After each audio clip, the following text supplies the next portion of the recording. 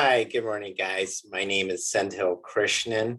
I'm a physician out here in Orange County, California, and I really want to talk about something that's near and dear to my heart, which is residential assisted living. It's a niche that I've kind of stumbled into a couple of years ago and really did not expect just how much it would grow by leaps and bounds. And numerous doctors have reached out to me to ask me how they could get started. And over the years, I've always kind of told them the same thing, which is like, it's really difficult for me to tell you how to start one in your city or state simply because of the rules and regulations. But then over time, I really realized that a lot of what I've learned along the way, I can actually share. A lot of what I can teach is actually applicable to no matter where you live or where you reside, because the principles are essentially the same. So much of it is applicable to where you are, but very little of it is really state specific. So I'm really hoping to kind of distill my knowledge and how I got started in this and then kind of grow it from there. And I'll kind of break it down further. I'm going to start my little presentation here that I put together. And for those that have seen my presentation, just understand that this is actually a re-recording of my webinar from previous because I simply forgot to hit the record button. So, and here we are. I'll go ahead and start this presentation here momentarily.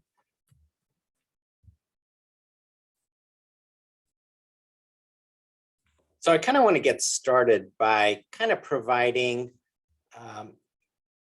a routine webinar series where we can talk about different aspects of residential assisted living and really how physicians can leverage their expertise and also get invested and start with their own facilities. And so on different topics, we'll cover different aspects of starting your home and getting the business off the ground and probably even growing out the portfolio. There's a lot to cover, but I'm hoping to do this in sort of a systematic manner. But if we step back and look at the goals, what I'm hoping to achieve is that, first of all, I just kind of want physicians to understand what the needs are out there with the senior assisted, with the baby boomer population that's coming, and really the lack of housing that's really out there. We're really going to need more housing units for these residents and these seniors down the road. And as physicians, we have a huge advantage because you can leverage your medical expertise and knowledge to help provide better care for these residents. And really, we can take that a step further and start to share this mentality and share best practices among other homes. So you can basically create a uniform guideline of policies and procedures that are applicable to no matter where these homes are located, no matter what level of pay that these residents are paying. No matter what, you can generate high quality homes and you can become a leader in this field. So essentially, you can imagine families can put in, type in a location and a database of homes would pop up that kind of follow these best practices and guidelines. So you can have these umbrella of physician directed homes. Not only that, from a financial standpoint, these homes are high cash flowing. They generate high amounts of revenue. So you can really get financial freedom and independence, really avoid physician burnout, things like that. Like I say, you should be practicing medicine the way you want to practice, not because you need to, And finally, we want to be able to leave a legacy for future generations to build on. Personally, I would love for my kid to be involved in these residential homes, your children, and beyond that too, to grow and build it out. So the way that I want to approach this is to have different topics over time. Some of the things is just using case studies of homes that we've acquired or built or renovated and kind of from scratch. Other ways that we've acquired home is to buy it as an existing RAL business along with the real estate. There's other examples that I can give of different ways that we're exploring. This is going to jump into, we'll talk into zoning, permitting, renovations, the real estate side. We'll talk about operations, getting your license, building your team out. What do you do once you have all that and your home is open? What are the marketing and advertising strategies? How are you going to refer to, get referrals from your referral sources? What do you do for that? We'll touch on obviously the value add services that physicians can bring to the table. And even if you're not a physician, what can you do from that standpoint? How can you partner with doctors? What value can you bring to them so that you guys can both collaborate and work as a partner? Finally, we'll talk about obviously, finances. What does it cost to start one, acquire one? What kind of returns can you expect? What do you need for operations? So these are all examples that I'll actually give you of actual real numbers and real things that we've had to go through to get to where we are. And then miscellaneous topics, and there's tons of different things that we can touch on, but really I would like it to be collaborative. I really want you guys to tell me what you want to learn. Tell me some topics. Tell me what's important to you. I'll do my best to address it into future webinars or incorporate it. Not all these things are going to be standalone topics. Many times I'm going to incorporate different aspects. If we start a home from scratch, we're going to be talking about a lot of these different little things that come up over time. So. Okay, so let's dive in and get started with our first chapter in this series of webinars of educational topics. And really, I just want to go in a brief background on me and MD Senior Living, how I got started in RALs, how I chose my first property, which is the Valencia home, the renovation strategies it took to get it into an assisted living facility. We'll talk a little bit about the operations team and partnerships, the financing strategies, not only to acquire the home, but also the returns, and just stuff that I've learned along the way so that you too can be successful. Hopefully you will take the lessons that I learned, and you'll still make mistakes, no doubt, but maybe hopefully make far less of them and understand how to succeed faster. This is definitely not a shortcut, but definitely you'll gain more knowledge in how to get started and where to get started. And hopefully you can save a lot of time, money, and energy when you get started with your own facility. MD Senior Living, we really only just started it in 2019 when we opened 2 homes. One was my home and one was my partner's. So we essentially started in summer, and now we've grown up to owning or operating at least 7 homes. We're actively acquiring homes as we speak. So by summer, we'll have at least 10, maybe a dozen by then. We're nurse directed management of operations. We have physician oversight. And we've had multiple doctors come along the way who wanted to be our partners. So we've involved them into a small partnership group. But furthermore, we've grown by basically starting a private equity fund, an SEC Reg D investment fund, to scale and allow us to really grow by acquiring more and more assisted living homes. Our goal is to become a really dominant, reputable leader in the Scottsdale region. And really, these awards that you see on the right there is a testament to the operational team and to the caregivers and the managers and the operational partners that we have, and getting recognized by as one of the top care homes in the nation. And just real quick, the Senior Living Award is being awarded to the top 2 or 3% of all the senior care homes, as well as assisted living facilities around the nation. It's really based on the feedback by families as well as referring agents, based on actively staying at the homes. And so among REL communities competing for this award, it's even more elite. So out of the thousands of REL communities, MD Senior Living was only one of 19 communities to be honored. So, and I'm proud to say that we've actually just found out that we won it for a 3rd year in a row. So 2022, we're also have achieved this award. And like I said, we have multiple physicians who are now overseeing operations and helping us improve and direct the quality of care with residents. But on the ground, we have nurses and staff with strong backgrounds in senior living. Here's some of our partners. We have multiple others and growing. We have a portfolio of homes here just to show you what we have so far. And we're not really specific to one area of Scottsdale or one basically room resident rates, but these basically represent monthly rates for residents per bedroom. So you can see that we're diversified across different market segmentations, but there's plenty of opportunities across the board. But regardless of what these residents pay, they're all getting the same high quality care. We share managers, we share caregivers, we share entertainment, we share all sorts of things. So the quality really doesn't change. And what's really is changing is just basically the locations, whether these homes are in more affluent areas or what, or if there's more competition. That really, it's just a market, free market enterprise as to what drives these rates. This thing I'll get into, this is just our philosophy of what we try to do for our residents and how we try to keep them engaged as they age successfully, but I'll talk more about this down the road in terms of operation. But if we just jump back to me, I started my clinical practice having graduated interventional cardiology fellowship back in 2011.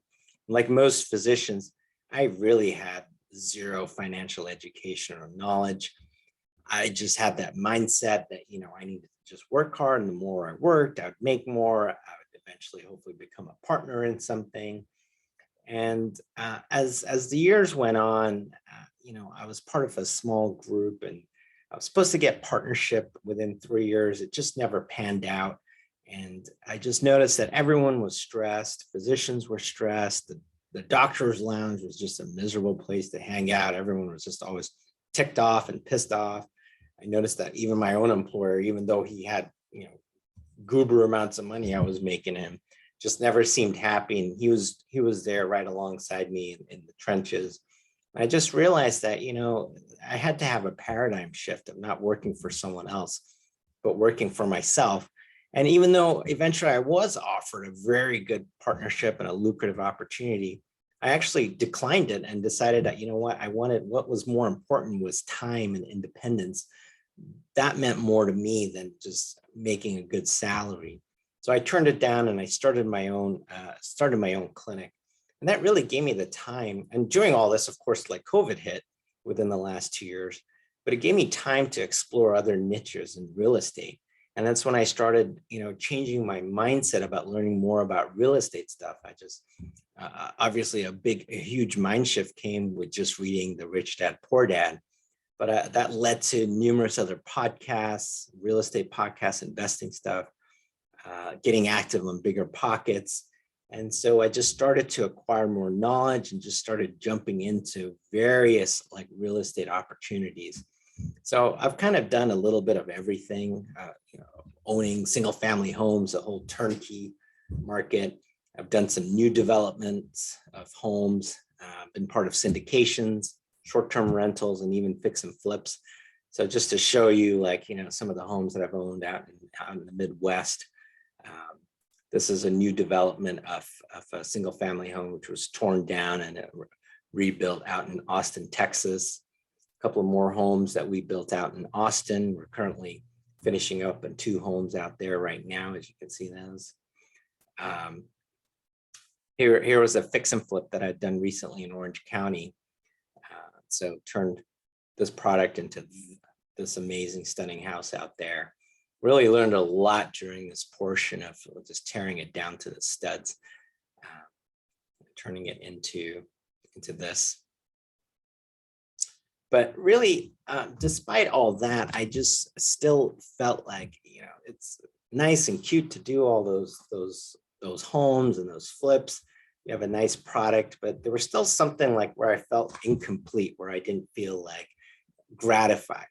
And I really had this vision of having an assisted living home and just having people chilling out there and having fun and having entertainment, dancing and things like that. And I just always had this vision of having something similar to that. And so over the last couple of years, I've started to focus more on RAL while I was doing all these other real estate stuff. And I decided, it was now or never. I was just going to have to pull the trigger. This time, our family had a fourplex in California. This is not it. And in fact, ours was not quite as nice as this one you see here. But just dealing with the tenants out there was just a horrendous mess. So I decided, you know, I just wanted to get rid of it. I took that money and used it to purchase a property, basically a 1031 exchange into basically a residential, straight residential home. It wasn't assisted living or anything like that. It just was a home out in Arizona. Now, when I started looking in California because I really wanted to purchase a care home out here. And here they're known as RCFEs, which is residential care facilities for the elderly. And I just never could get the numbers to work right. And I've learned along the way what I was doing wrong when I was running numbers. But to me, just with the cap rates, the valuations, and what they were asking, it just didn't make sense. So I had more contacts in Arizona. And so I decided to kind of focus on Arizona. Also, in California, you can only have a license for 6 beds to be considered residential.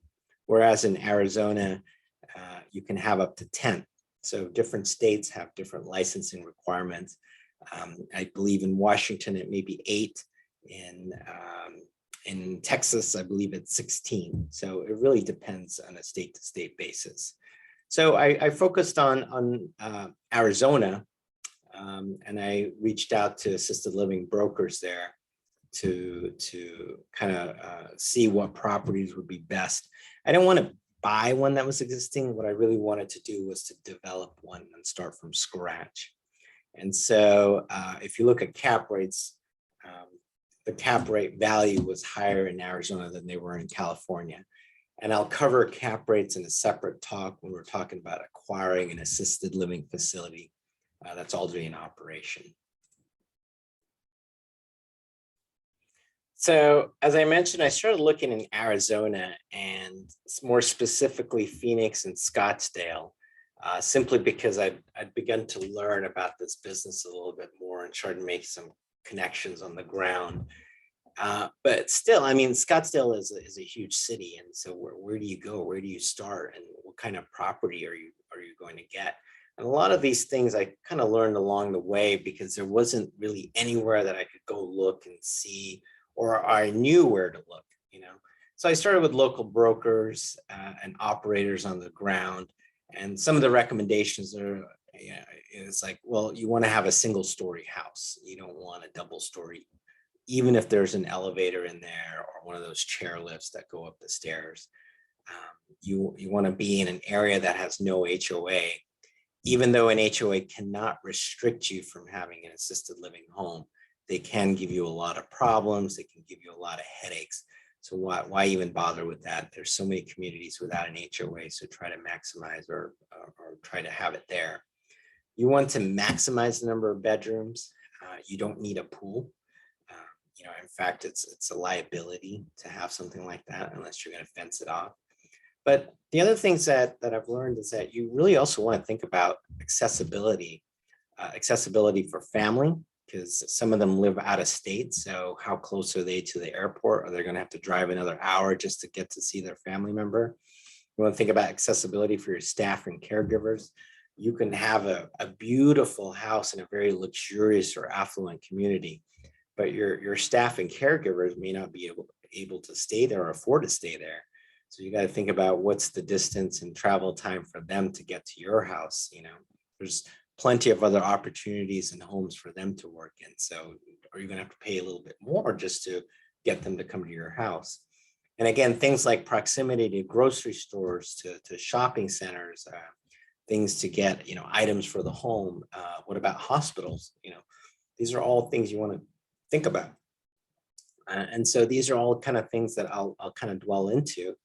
But I was given a location of homes in North Scottsdale, which was an area that I had really not been familiar and really didn't understand. Driving through there, through Scottsdale Boulevard, it just feels so remote. It just felt like I was out in the middle of nowhere. I felt like I was out in the, I wasn't sure how many care homes there were. Was opening a home, was this a big risk that I was taking by buying a home out there? But then I realized as I looked around, there were just multiple estates that were present. And many of them were multi-million-dollar homes that came with good size acreage of land. And I realized that this was really a great place for people over the years that had found North Scottsdale to be an attractive option to retire. Many of them were coming from Chicago or from Canada or retiring there. And they bought these huge estates that was relatively cheap for them compared to where they were coming at. I looked at the care home competitions, and relatively speaking, there weren't that many homes. You know, if you look in Phoenix and you look up homes, you would see that this map would just be lit up with red dots.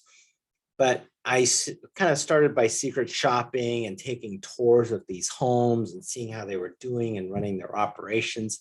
And many had been in business, you know, well, almost 2 decades, serving multiple families over the years. So that kind of reassured me that, okay, this wasn't just a wild shot in the dark. So this was the home in North Scottsdale that I kind of finally pulled the trigger on. Remember, I was in a 45-day window to identify a property, so there wasn't much time for me to decide multiple homes to choose from. So I decided to pull the trigger, made an offer on this property.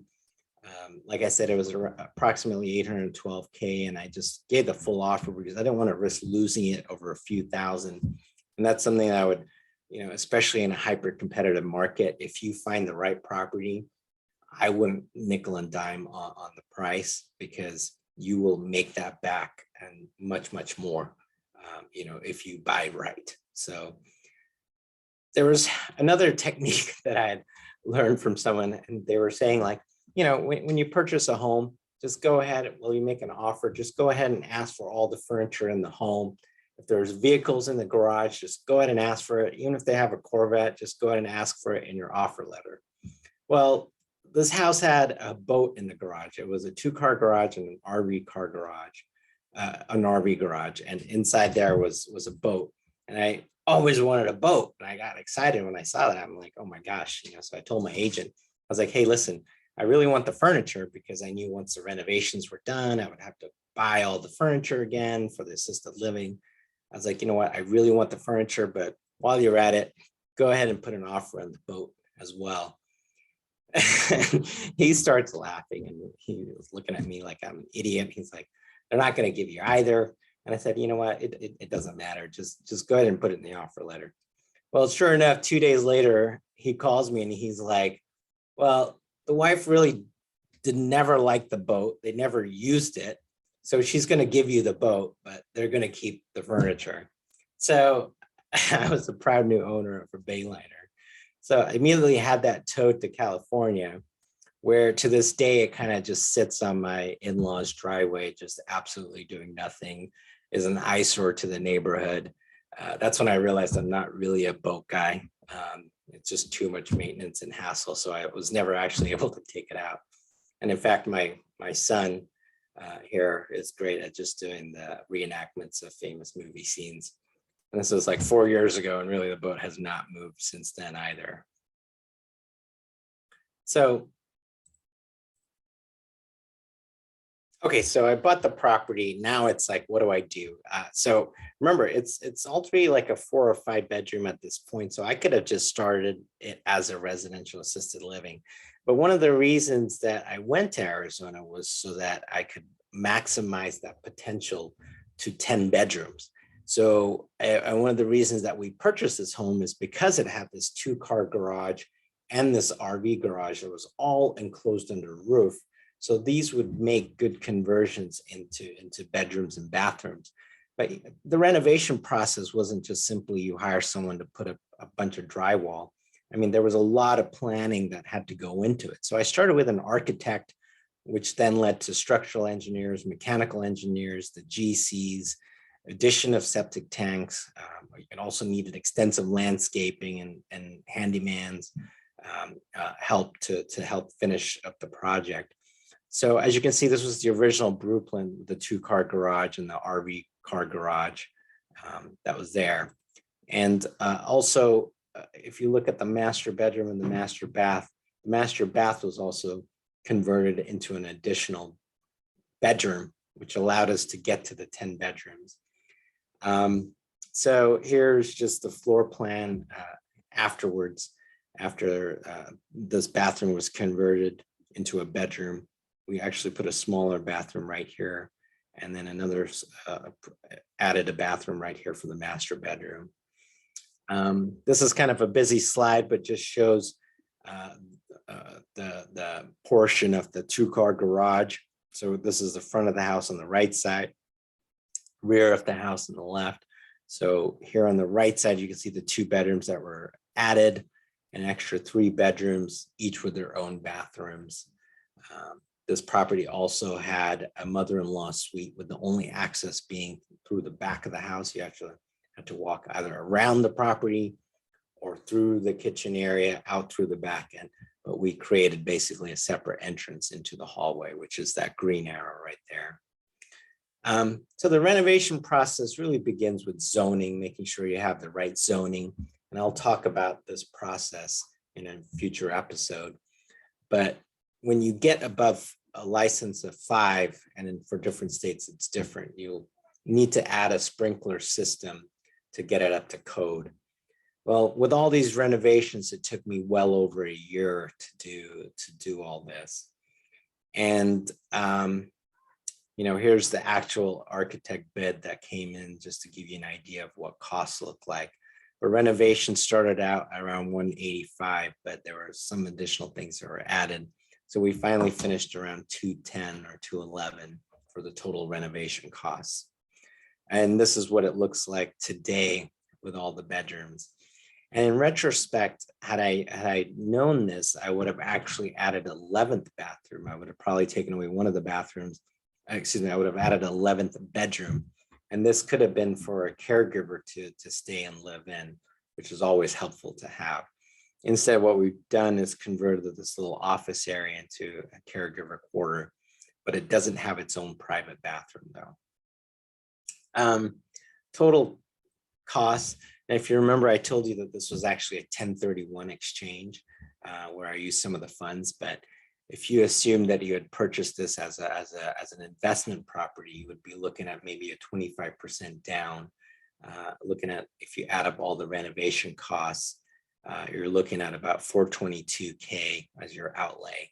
Now let's add in some extra time and holding costs, insurance, property taxes extra, and you can say it's about 50K. So you can assume your new cash outlay is about 470K. Your total investment amount is just north of 1 million. So if I had done this without using the 1031, this is kind of what it would look like. And we'll show how these numbers play out when we run our financial numbers later on. So this was the before and after. You can see these are actually bedrooms and bathrooms within the garage area there. You can see how pretty they are. They're all like walk-in.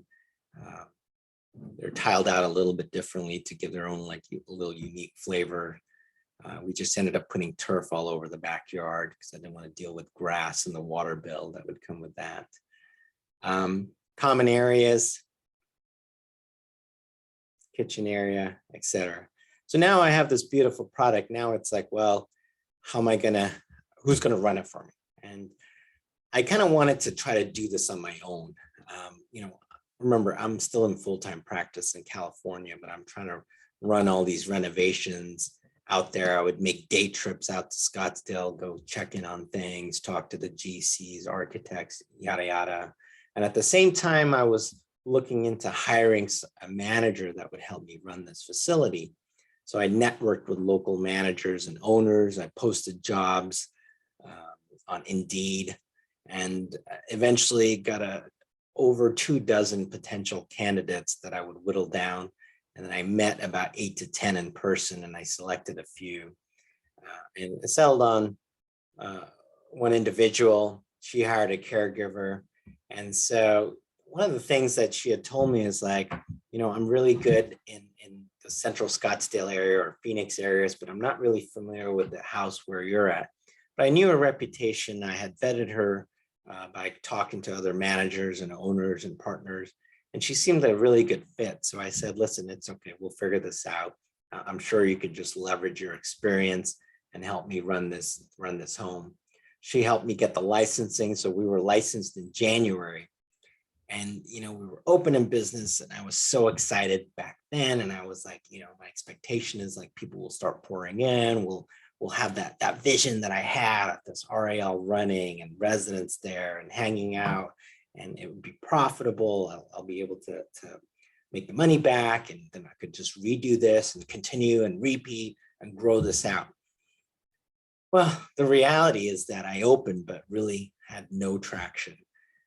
There was not a single resident that came for months, but now I had extra costs. So because now I had a manager, and as far as the licensing is concerned, you have to have a caregiver on site at least during the day in case someone shows up to ready to move in.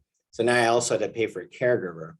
Not only that, we also had to have food ready to go, both in the pantry and in the fridge. So every week we would have to have food in there. And if it's spoiled, guess what? Throw it out and you get a new set. So I had extra costs and extra headaches. And really, I wasn't making any headway with the referral sources because no one was referring it.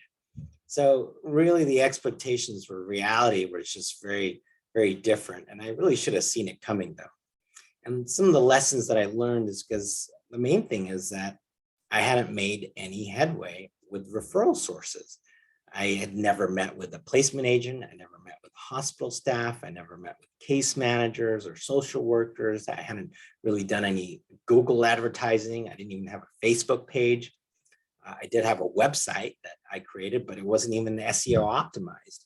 So I wasn't really established. No one knew me in the community. No one knew me with the reputation. And not only that, I was trying to do this from afar. So I was entirely banking on my manager, and she had made it clear that she wasn't a marketer. And I just didn't sit down and understand that or listen to her. So as time went on, now I'm starting to get a little panicky because, the house is still unfilled and empty. I continue to have more and more costs on top of my holding costs. There's added labor costs. I'm freaking out. I'm kind of wondering like, oh gosh, what have I done? Was this like $1 million mistake? So then I started to explore other options. I'm like, well, how can I partner with local operators? Someone offered to just take over the home operations, and they would just take 7% of gross revenues, provided I cover all the expenses. But I really wouldn't have any other say beyond that. But what I really wanted, but when I thought about it, like my goal in all this had been to be actively involved. I wanted to be part of this business. I didn't just want to be a landlord of a property and rent it out. And so one of the other individuals on the ground there I'd known, his name is Jeff. He had recently opened his own home, close proximity to mine. And so, and he had great experience in the home care agency space. He had his own company out there, but he had a lot of connections in the North Scottsdale area, especially with the hospitals, the Mayo Clinic, and referral agents that covered the areas, as well as the SNFs. And he recognized the potential of having physicians as part of his partnership and future endeavors, and realized the potential and the value of that. So we agreed to join up and partner up, where he would sort of bring the sweat equity. I had brought the product to the table, and so we would partner and grow from there. And so he took over operations, and we officially had a reopening in July. And by December of 2019, we had made great progress. I think we were almost at 9 residents, almost full, maybe by 10 also. And so we were making great progress. I was able to refinance a little bit and pull out some of the cash that had already been invested, now that it was a fully operating assisted living facility. But more so than that, I was just so thrilled every time I got to go see the house. My vision of this, this tacky dream that I had was like coming true. The residents were there. And this home turned out to be very unique because it was women only. It started out with these 4 charming, charming ladies that would just banter and drink wine all afternoon and just have the greatest time. They called themselves the Golden Girls. And we decided just to have this home be women only. And families really like that. They just wanted some of that. All our other homes are actually co-ed, but this home happens to be with that special niche in place there.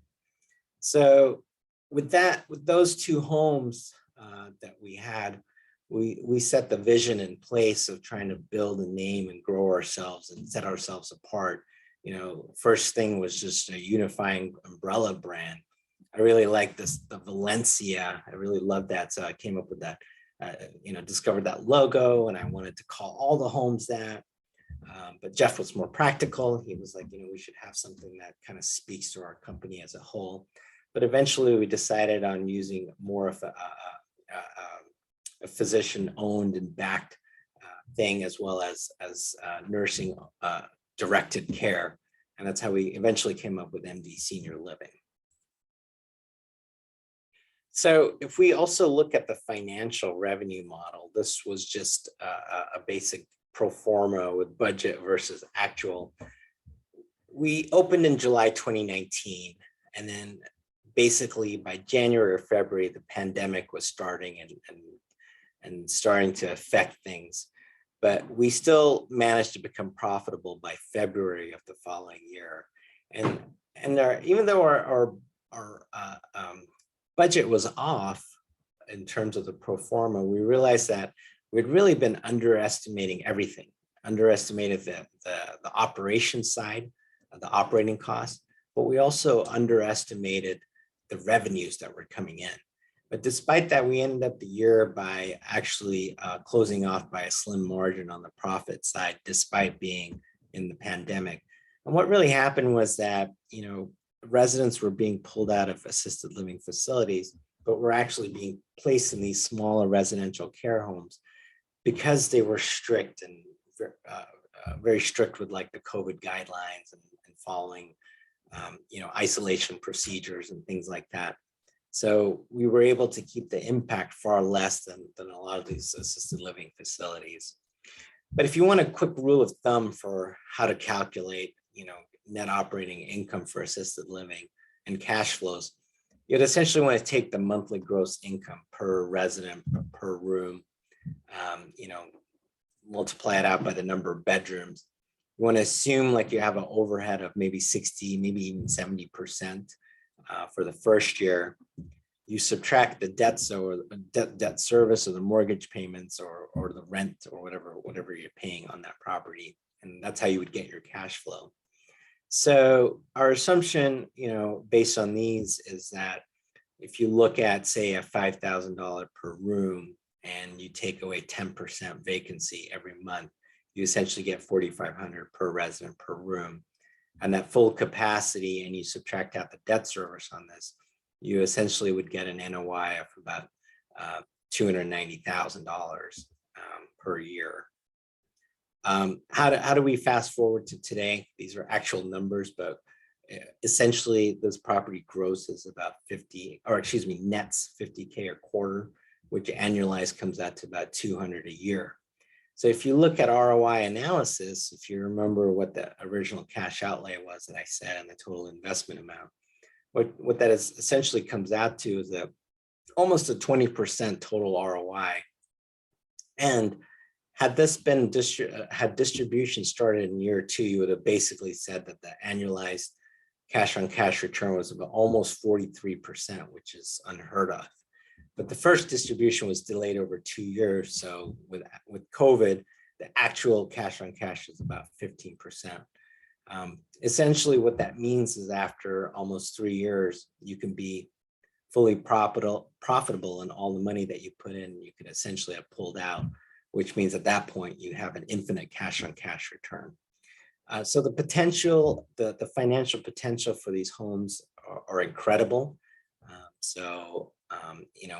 Like I said, I've done multiple other types and nothing even touches assisted living homes in terms of returns, But there's also a metric called return on equity, which is basically, it's a forgotten metric where as real estate appreciates, your cash flows tend to stay steady. And what you have is like your return on equity reduces over time. So after a while, you essentially have untapped equity, and it would make sense for you to refinance the house and the business and reutilize that equity. So you can reutilize that basically to buy more care homes or start a new one or start whatever project you want.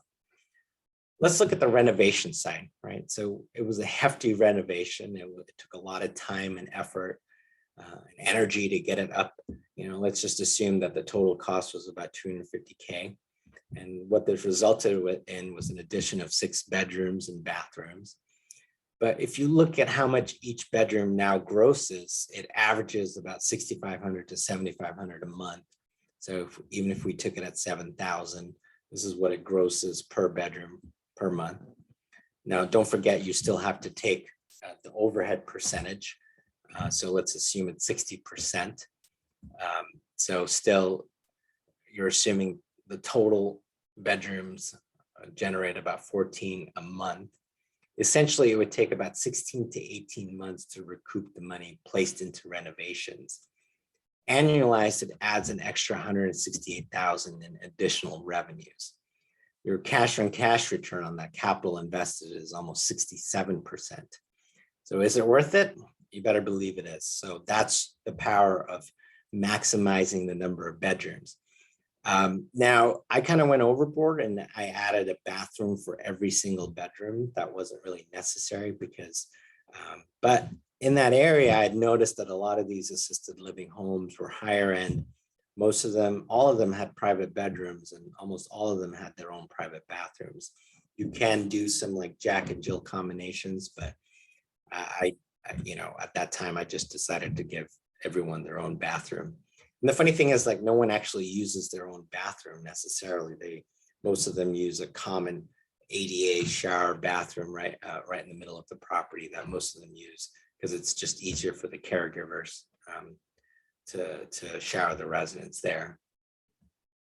So there's a strategy called the BRRRR strategy, which you haven't heard about, but which, if you haven't heard about, is basically you buy a property, you buy it correctly, meaning like you negotiate or buy with 20% or whatever you can. You rehab it, which allows you to increase the value of the property. You then rent it out, and then you refinance based on that new home market value. Once you refinance, you're able to pull out some of that cash and basically repeat this process. And my thing is like, why not just BRRRR in RALs, right? You buy the right home, buy the right property for assisted living. You do the renovation, get it up to the maximum number of bedrooms that your state allows. You run it as an RAL. Then you refinance, but instead of just refinancing the house, you would actually refinance both the business and the real estate, which allows you to tap out even more cash. And you can use that cash for the refinance to purchase or another RAL. So, summary of my experience, what's good and what's bad. What really sucked was trying to do this from afar. There was frequent day travels. And remember, I'm still in part of a cardiology group. I have to find time to fly out to Scottsdale, check on the progress, which really kind of dampened the whole process because it really slowed it down. I didn't really vet the management team when I originally started. I wasn't listening to what they were saying. I was ignoring the marketing aspect. I didn't really understand that. I just thought that, well, I hired a manager, she would be able to get referrals and would be hunky-dory. And of course, there were delays in construction, But what was good about it is that, first of all, I went with the location of the home and the area, I took a leap of faith in that sense. I did the large scale renovation.